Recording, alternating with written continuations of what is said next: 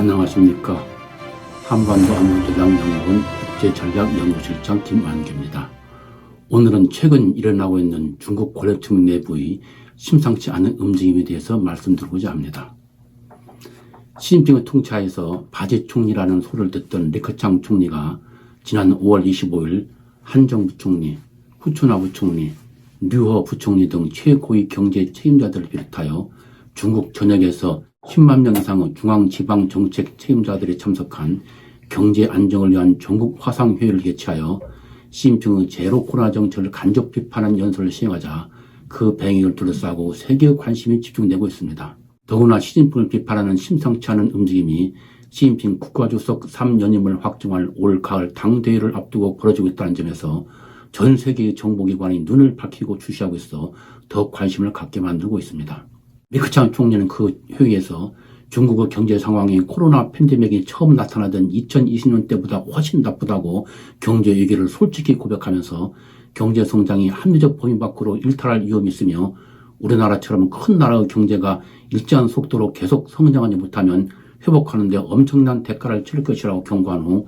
경제 발전은 우리나라의 모든 문제를 해결한 기초이자 관건이며 코로나 방역도 잘 하기 위해서는 경제 발전이 있어야 가능하다고 지적하고 코로나 방역을 잘 하는 동시에 경제 발전 임무도 잘 수행해야 한다고 강조함으로써 경제보다는 방역을 최우선으로 내세운 시진핑의 무관용 제로 코로나 정책의 반기를 드는 모습을 연출하였습니다. 그리고 각 지방정부가 각 지역 사정에 맞게 중앙정부가 정한 33가지의 경기 부양책을 구체적으로 시행할 방안을 5월 말까지 제출하라고 지시하고 감찰조를 보내 경제정책을 잘 이행하는지 직접 감독하겠다고 선언하였습니다. 리커창 총리가 시진핑 국가주석과 다른 목소리를 낸 것은 이번뿐만이 아닙니다. 리커창 총리는 라오닝성 당서기 시절부터 정부가 발표하는 경제 통계 자료는 전부 조작되었으며 따라서 믿을 수 없다는 말을 공공연히 해왔으며 재작년인 2020년 5월 28일 전인대 폐막 기자회견에서도 중국의 1인당 연간 평균소득은 3만 yuan, 즉 한국 돈으로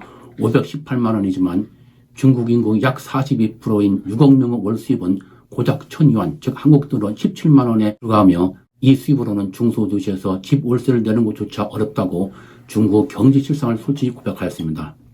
이러한 리커창의 솔직한 고백은 시진핑이 재작년 2020년 신년사에서 올해 2020년에는 샤오강세, 즉 모든 주민이 의식주 걱정 없이 풍족하고 여유 있는 생활을 누리는 그런 샤오강세를 이룩할 것이라고 약속하고 2020년 6월 1일에는 공산당 기관지 치오스지의 기관 글을 통해 중국은 샤오강 사회 건설하는 역사적 목표를 대체로 달성했다고 선언한 것을 무색하게 만들었습니다.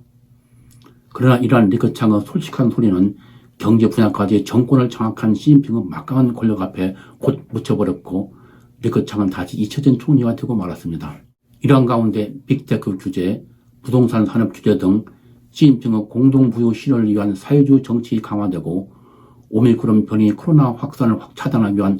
무관용의 제로 코로나 정책이 추진되면서 경제가 마비 상태에 이르자 시진핑의 정책에 대한 불만이 표출되기 시작하였습니다. 먼저 작년 12월 9일 중앙당 사및 문헌연구원장인 쥐중산이 인민 일부의 기관 개혁개방은 당의 위대한 1차 각성이란 제목의 평론을 통해 개혁개방의 성과에 대해 기술하면서 덩샤오핑, 짱쩌민, 후진따오만 극찬하고 시진핑은 한마디 언급도 하지 않아 시진핑에 대한 불만을 처음으로 드러냈습니다. 이를 시발로 작년 12월 21일에는 상하이 당교교수 후웨이가 해방일보에 덩샤오핑의 개혁개방 정책과 이런 집권체제 종신 및 집단 지도체제 구축을 극찬하면서 이제 우리도 이념의 가치는 것을 타파하고 당과 국가의 지도체제를 개혁해야 한다는 시진핑 1인 독재체제를 비판하는 글을 기고함으로써 시진핑에 대한 반감을 아주 노골적으로 드러내었습니다. 이후 지난 4월 10일 리커창 총리가 장시성 난창시에 있는 전자거래기업단지를 방문 플랫폼 경제 활성화를 약속하고 4월 29일에는 리커창 총리 주도로 정치국 회의를 개최 플랫폼 경제의 건전한 발전을 위한 지원책 필요성을 규정한 문서를 채택하는 등 시진핑의 빅테크에 대한 규제의 일본도 방침에 역행하는 모습을 보여주었습니다. 또한 4월 25일 국무원 제5차 반부패 공작회에서 경제 발전을 강조한 리커창 총리의 9,000여 자에 달하는 연설문을 20여일이 지난 5월 14일에 갑자기 인민일보와 신화통신이 자세히 보도하고 당정 내의 시진핑 역할을 줄이고 리커창의 역할을 강화해야 한다는 스파리 이상의 말이 암암리에 퍼지는 등 시진핑 막강한 권력의 빚에 가려 있어야만 하는 존재는 리크창 총리의 존재감이 부각되었습니다. 그러나 5월 5일 시진핑이 정치국 상무회의를 개최하여 제로 코로나 정책 고수 방침을 표명하면서 국가의 방역 정책을 왜곡하거나 의심하고 부정하는 모든 은행에 단호히 맞서 싸워야 한다고 강조한 후 5월 15일에는 당중앙판공청, 즉 시진핑 비서실입니다. 당중앙판공청이 퇴직 간부들이 시진핑 동지를 중심으로 단결해야 한다는 내용의 지침을 발표하여 당정 내 제로 코로나 정책에 대한 불만이 심각하고 당 원로들이 시진핑보다는 리크창을 지지하고 있다는 추측을 불러일으켰습니다. 이어서 당 기관지 치우스가 작년 12월 중앙경제공작회의에서 시진핑이 행한 공동부유 실천을 강조하는 연설문을 반년이 지난 5월 16일에 갑자기 게재함으로써 시진핑의 사회주의 정책 강화에 반대하는 세력을 견제하는 모습을 보여주는 한편 5월 23일부터 신화통신이 시진핑 일대기를 50부작으로 방해하기 시작하면서 유일하게 마오쩌둥에만 부여했던 칭호인 영수를 시진핑에도 부여하는 등 시진핑에 대한 우상한 작업에 본격 착수함으로써 흔들리지 않는 시진핑의 위상을 과시했습니다. 이로써 시진핑과 리크창 간 보이지 않는 갈등이 차곡차곡 쌓여왔음이 점점 드러나기 시작하고 있습니다. 그러면 시진핑 일행 통치하에서 그동안 존재감이 없던 바제 총리랑 마찬가지인 리크창이 내년 3월 퇴임을 앞두고 갑자기 곽광을 받으면서 시진핑을 견제할 인물로 부각되는 이유는 무엇일까요? 그것은 바로 시진핑 국정 실패와 리크창의 실용 노선 때문이라고 하겠습니다. 청와대 출신으로 마오쩌둥식 이념을 추구하는 교조주자인 시진핑이 중화민족의 위대한 부흥이라는 중국몽 실현을 국정 목표로 내걸고 이를 달성하기 위해 1인 철권 통치체제를 구축하여 국가가 모든 것을 주도하는 국가사회주의와 전랑외교 등 공세적 대외 정책을 추구함으로써 대내적으로는 경제에 실패하고 대외적으로는 국제적 고립을 자처하고 있기 때문입니다. 특히 최근에는 러시아의 우크라이나 침공을 두둔하여 국제적으로 더욱 고립되고 사회주의 취재 강화와 몽환 제로 코로나 정책으로 경제가 붕괴 직전에 이름으로써 시진핑의 리더십에 대한 불만이 당정 내에서 광범위하게 확산되고 있기 때문이라고 하겠습니다. 비교적 우호 관계를 유지했던 유럽과의 관계도 러시아 옹호로 적대 관계로 돌아섰으며 미국의 중국 봉쇄 전략인 인도태평양 전략을 돌파하기 위한 태평양 도서 국가들과의 포괄적 개발 비전 협정 체결도 중국에 대한 불신으로 5월 30일 결국 실패로 끝나고 말았습니다. 특히 시진핑의 국가주석 3년임의 매우 중요한 경제 성장도 당초 올해 목표치인 5.5% 달성이 거의 불가능한 상황이며 골드만삭스, 모간스탠리 등 대부분 투자은행 및 경제 전문기관들이 3 내지 4%, 최악의 경우 2%에 그칠 것이라고 전망하고 있고 도시 실업률도 4월에는 6.1%, 특히 16세에서 24세 사이의 청년 실업률은 18.2%에 달하고 있으며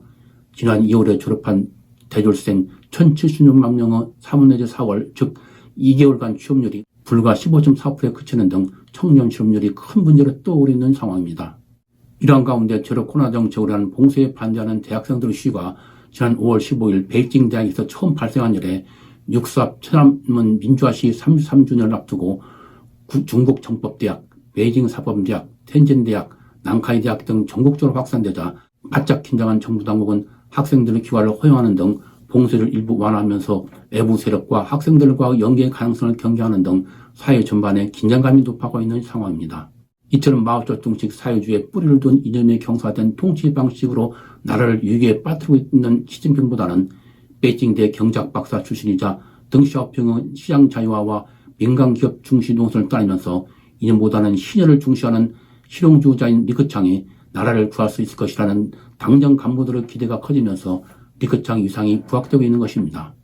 특히 주룽지 전 총리 등 당 원로들 사이에 시진핑이 덩샤오핑이 구축한 격계 지정과 국가주석 연임자라는 전통적인 권력 승계 제도를 파괴하고 국가주석 3연임을 추진하는 데 대한 비판의 소리가 높아가면서 시진핑을 견제할 잠재적 균형추로 리크창이 새롭게 등장하고 있는 것입니다. 또한 내년 3월 퇴임 예정인 리크창 후임 총리 선정을 두고 리크창과 시진핑 간의 물밑 싸움이 치열하게 전개되고 있는 바 시진핑은 복심 상하이 당석에 리창을 물리고 있고 리크창은 시진핑의 독주를 견주할 수 있는 시장주의자이자 실용주의 성향을 띠는 왕양 정협주석, 후추나 부총리를 염두에 두고 있으며 리크창과 가까운 한정 부총리가 리창 상하이 당석에 대해 코로나 방역 실패를 이유로 사임을 촉구했다는 사실이 알려지면서 당정 간부들 사이에 일파만파를 일으키고 있는 실정입니다. 이와 같이 수면하에서 지정되어 있는 시진핑과 리크창 간 알력을 보면 마치 지난 1960년대 대약전 운동 실패로 붕괴된 중국 경제의 재건을 둘러싸고 흑묘백묘론, 즉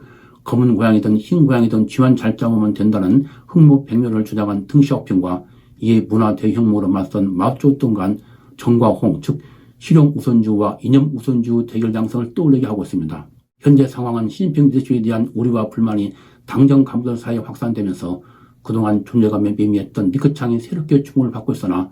권력의 핵심부인 공안과 군부를 장악하고 있는 시진핑을 극복하기에는 역부족이라는 것이 중론이며 심지어 권모술수와 판치는 중국 권력층 내부에서 속마음을 드러내지 않고 처치나가는 허해의 그 처세술로 대권을 잡은 시진핑이 경제 실패의 책임을 피하기 위해 리크창을 잠시 이용하고 있다는 시각도 일부에서 존재하고 있습니다.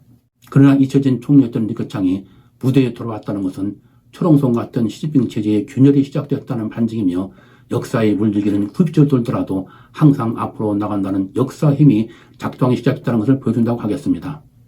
이와 같이 중국 내부의 이상 조짐이 나타나면서 서방원 기관들은 발빠른 대응을 하고 있는 바 일본 내무성은 지난 4월에 중국 정세에 대한 정보 수집과 분석을 전담하는 전략반을 아시아 대양주국에 신설하였고 5월 11일 폴 시먼 호주 비밀정보국장은 중국 권력층 내부 동향 정보를 제공하는 중국 공산당 간부들이 날로 증가하고 있으며 이에 따라 중국 내부 동향을 예의주시하고 있다고 밝혔습니다. 그리고 블링컨 미 국무장관도 5월 26일 국무성 내에 중국 문제를 총괄하는 차이나 하우스를 신설할 방침을 밝히는 등 우크라이나 사이트에도 불구하고 서방 국가들의 중국에 대한 관심이 더욱 높아가고 있는 상황입니다. 현대판 정과 홍의 대결, 역사 힘은 과연 누구 손을 들어줄 것인지 두 눈을 부릅뜨고 지키면서 조용히 그 대응책을 마련해 나가야 할 것입니다. 오늘은 중국 권력층 내부의 균열이 일어나고 있는 모습에 대해 말씀드렸습니다. 시청자 여러분의 중국에 대한 올바른 이해에 도움이 되었으면 좋겠습니다. 구독과 좋아요를 많이 눌러주시면 영상 제작에 큰 힘이 됩니다. 시청해주셔서 감사합니다.